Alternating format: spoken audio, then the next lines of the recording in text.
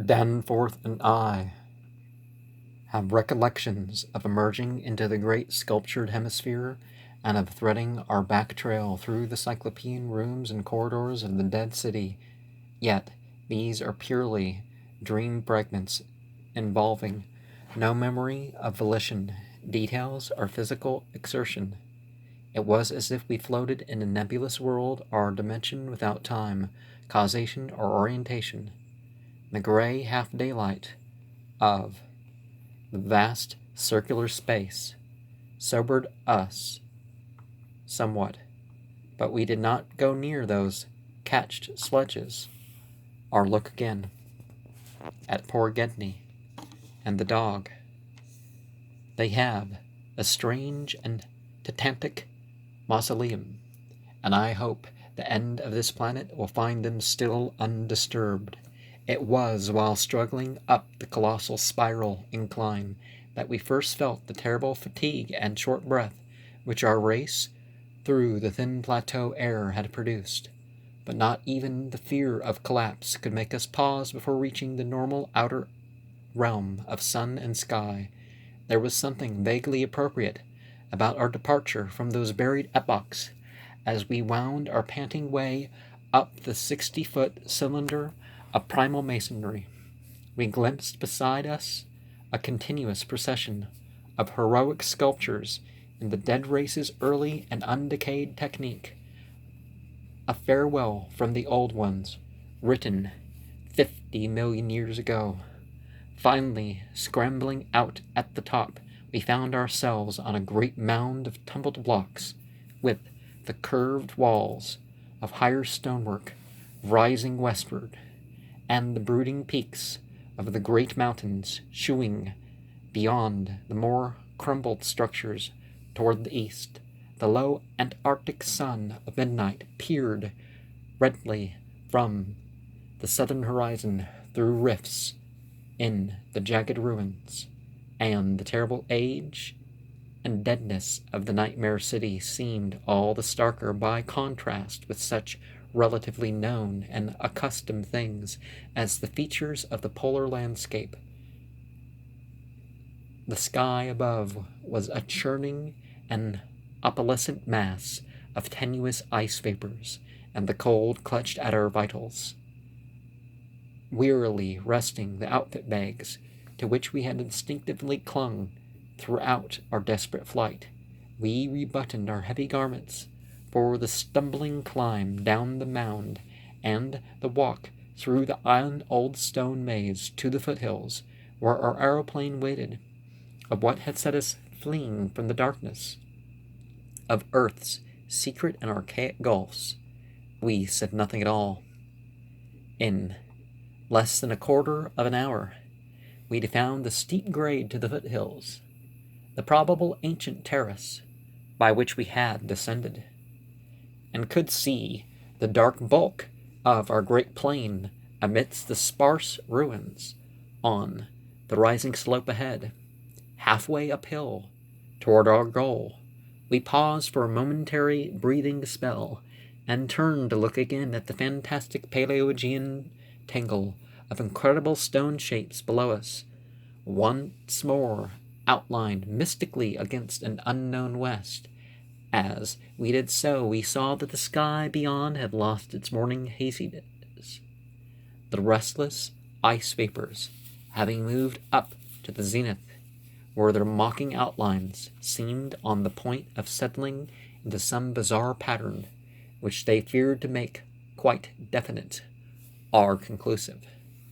There now lay revealed on the ultimate white horizon behind the grotesque city a dim elfin line, a pinnacled violet, whose needle-pointed heights loomed dreamlike against the beckoning rose color of the western sky. Up toward this shimmering rim sloped the ancient tableland, the depressed course of the bygone river, traversing it as an irregular ribbon of shadow.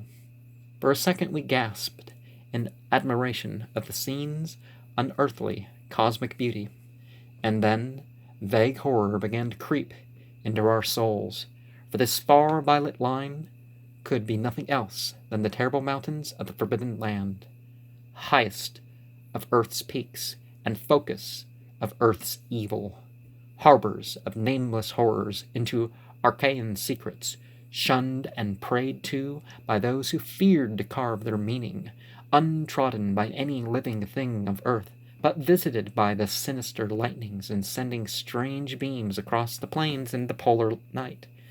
Beyond doubt, the unknown archetype of that dreaded Kadath in the cold waste, beyond abhorrent Lang, whereof unholy primal legends hint evasively. We were the first human beings to ever see them, and I hope to God we may be the last. If the sculptured maps and pictures in that pre-human city had told truly, these cryptic violet mountains could not be much less than 300 miles away. Yet, none the less sharply did their dim elfin essence, just above that remote and snowy rim, like the serrated edge of a monstrous alien planet about to rise into unaccustomed heavens. Their height, then, must have been tremendous beyond all known comparison, carrying them up into tenuous atmospheric strata, peopled by such gaseous wraiths as rash flyers have barely lived to whisper of after unexplainable falls. Looking at them, I thought nervously of certain sculptured hints of what the great bygone river had washed down into the city from their accursed slopes, and wondered how much sense and how much folly had lain in the fears of those old ones who carved them so reticently. I recalled how their northerly end must come near the coast, at Queen Mary Land, where even at that moment Sir Douglas Mawson's expedition was doubtless working less than 1,000 miles away, and hoped that no evil fate would give Sir Douglas and his men a glimpse of what might lie beyond the protecting coastal range. Such thoughts formed a measure of my overwrought condition at the time, and Danforth seemed to be even worse. Yet long before we had passed the great star-shaped ruin and reached our plain, our fears had become transferred to the lesser but vast enough range, whose recrossing lay ahead of us. From these foothills the black, ruin-crusted slopes reared up starkly and hideously against the east, again reminding us of those strange Asian paintings of Nicholas Roerich, and when we thought of the damnable honeycombs inside them, and of the frightful amorphous entities that might have pushed their foetidly squirming way even to the topmost hollow pinnacles, we could not face without panic the prospect of again sailing by those suggestive skyward cave mouths, where the wind made sounds like an evil music piping over a wide range. To make matters worse, we saw distinct traces of local mist around several of the summits, as poor Lake must have done when he made that early mistake about volcanism, and thought shiveringly of that kindred mist from which we had just escaped, of that, and of the blasphemous, horror-fostering abyss whence all such vapors came. All was well with the plane, and we clumsily hauled on our heavy flying furs. Danforth got the engine started without trouble, and we made a very smooth take-off over the nightmare city. Below us the primal cyclopean masonry spread out as it had done when we first saw it, so short yet infinitely long a time ago, and we began rising and turning to test the wind for our crossing through the pass. At a very high level, there must have been great disturbance, since the ice-dust clouds of the zenith were doing all sorts of fantastic things, but at 24,000 feet, the height we needed for the pass, we found navigation quite practicable. As we drew close the jutting peaks, the wind's strange piping again became manifest, and I could see Danforth's hands trembling at the controls. Rank amateur though I was, I thought at that moment that I might be a better navigator than he in effecting the dangerous crossing between the pinnacles, and when I made motions to change seats and take over his duties, he did not protest. I tried to keep all my skill and self-possession about me, and stared at the sector of reddish farther sky betwixt the walls of the pass, resolutely refusing to pay attention to the puffs of mountain-top vapor, and wishing that I had wax-stop ears like Ulysses's men off the Siren's coast to keep that disturbing wind piping from my consciousness. But Danforth, released from his piloting and keyed up to a dangerous, nervous pitch, could not keep quiet. I felt him turning and wriggling about as he looked back at the terrible receding city, ahead at the cave-riddled, cube-barnacled peaks, sideways at the bleak sea of snowy, rampart-strewn foothills, and upward at the seething, grotesquely clouded sky. It was then, just as I was trying to steer safely through the pass, that his mad shrieking brought us so close to disaster, by shattering my tight hold on myself and causing me to fumble helplessly with the controls for a moment. A second afterward, my resolution triumphed, and we made the crossing safely. Yet I am afraid that Danforth will never be the same again. I've said that Danforth refused to tell me what final horror made him scream out so insanely, a horror which I feel sadly sure is mainly responsible for his present breakdown. We had snatches of shouted conversation, above the winds piping and the engines buzzing, as we reached the safe side of the range and swooped slowly down toward the camp, but that had mostly to do with the pledges of secrecy we had made as we prepared to leave the nightmare city. Certain things we had agreed were not for people to know and discuss lightly, and I would not speak of them now, but for the need of heading off that Starkweather Moor expedition, and others at any cost, it absolutely is necessary for the peace and safety of mankind that some of the earth's dark dead corners and unplumbed depths be left alone, lest sleeping abnormalities wake to resurgent life, and blasphemously surviving nightmares squirm and splash out of their black layers to newer and wider conquests. All that Danforth has ever hinted is that the final horror was a mirage.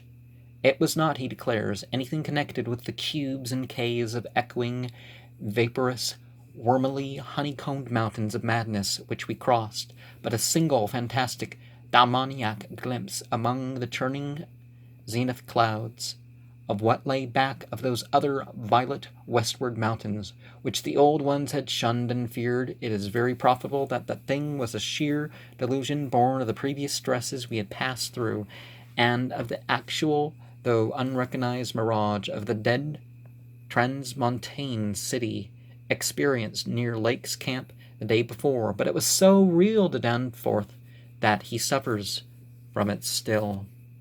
He has, on rare occasions, whispered disjointed and irresponsible things about the black pit, the carven rim, the proto-shoggoths, the windowless solids with 5 dimensions, the nameless cylinder, the elder Pharos, Yog-Sothoth, the primal white jelly, the color out of space, the wings, the eyes in darkness, the moon ladder, the original, the eternal, the undying, and other bizarre concepts. But when he is fully himself, he repudiates all this and attributes it to his curious and macabre reading of earlier years. Danforth, indeed, is known to be among the few who have ever dared go completely through that worm-riddled copy of the Necronomicon kept under lock and key in the college library. The higher sky, as we crossed the range, was surely vaporous and disturbed enough, and although I did not see the zenith, I can well imagine that its swirls of ice dust may have taken strange forms. Imagination, knowing how vividly distant scenes can sometimes be refracted, and magnified by such layers of restless cloud, might easily have supplied the rest, and of course Danforth did not hint of any of those specific horrors till after his memory had a chance to draw on his bygone reading. He could never have seen so much in one instantaneous glance. At the time his shrieks were confined to the repetition of a single mad word, of all too obvious source.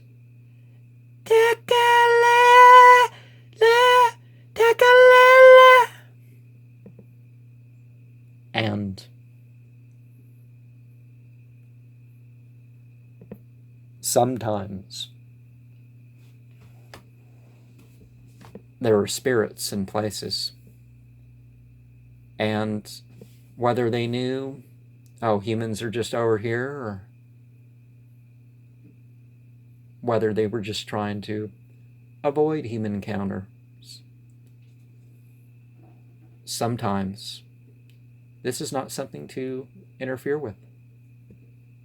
Let the spirits have their peace. Sometimes certain dangers were kept for us for a reason.